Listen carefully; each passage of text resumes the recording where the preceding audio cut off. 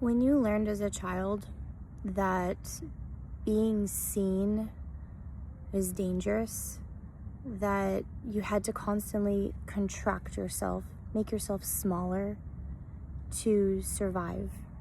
And maybe it wasn't even true, but that was an adaptive response to the environment you were in. And these are people I call underexpanders. They walk into a room, doesn't matter how well dressed they are, how beautiful they are, no one sees them. They're invisible. And it's energetic. They don't maybe realize it, but they're making themselves smaller. They're contracting their energy because that's what feels safe. And they might have been doing it for so long. You might be doing it for so long that you don't even realize it anymore. Energy signature looks like this. You're constantly in receiver mode. So you're just letting the world, you're receiving whatever the world is throwing at you, right? But then ironically, the output of that is that these people end up being the most giving, but in a toxic way. It can be in a very toxic way because they just give endlessly.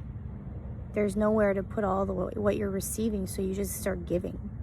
You give so much of yourself.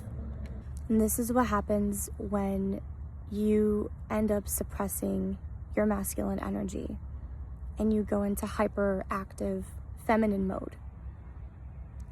And everyone, I think, to some degree has some sort of imbalance within themselves. But when it's that imbalanced, that's when you see like these toxic relationships between narcissists and empaths.